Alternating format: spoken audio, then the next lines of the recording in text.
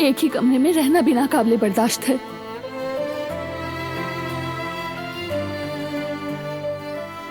तो अब एक ही कमरे में रहना भी गवारा नहीं तुम्हें?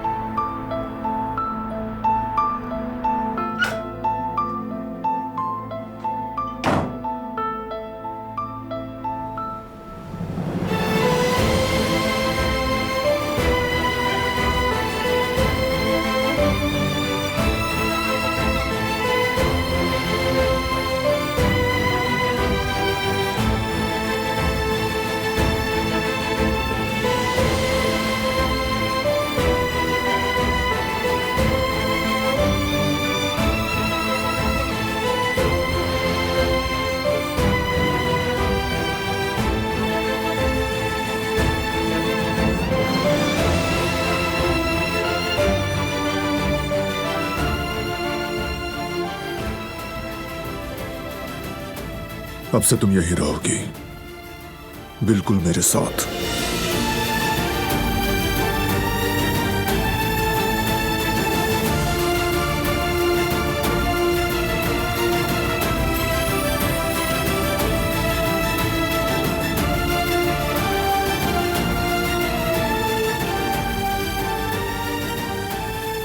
तुम मुझे इससे डरा रहे हो?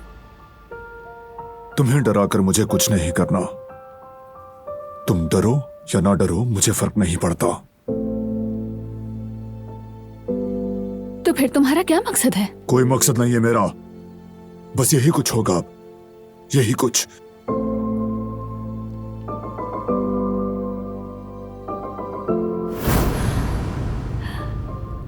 मेहमान आना शुरू हो गए हैं।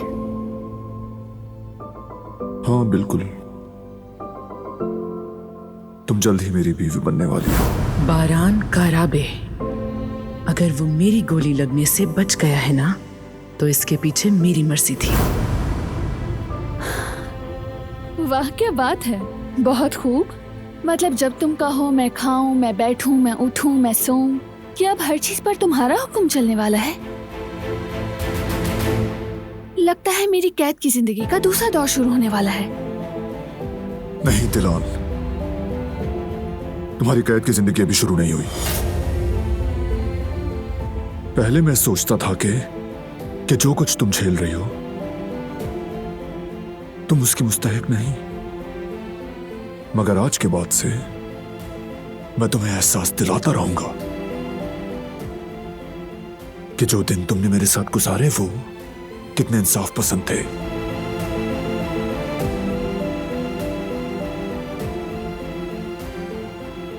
माजी में मैंने क्या कुछ झेला है, तुम्हें इस बारे में कुछ इल्म है?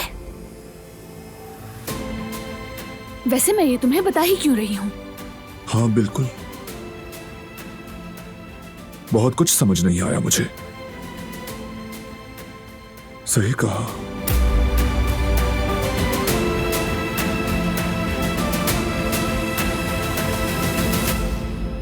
देखो, बस अब माजी को छोड़ दो, समझे?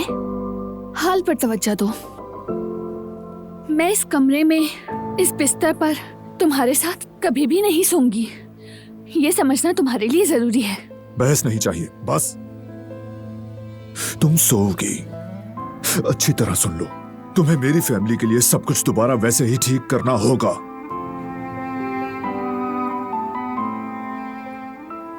उसके बाद मैं अपनी जिंदगी अपनी शराइत पर गुजारूंगा, मगर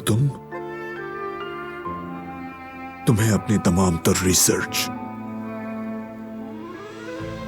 बुक्स, स्टडीज सब कुछ छोड़ना पड़ेगा। तुम इस घर में और इस कमरे में उस वक्त तक रहोगी जब तक मैं चाहूंगा।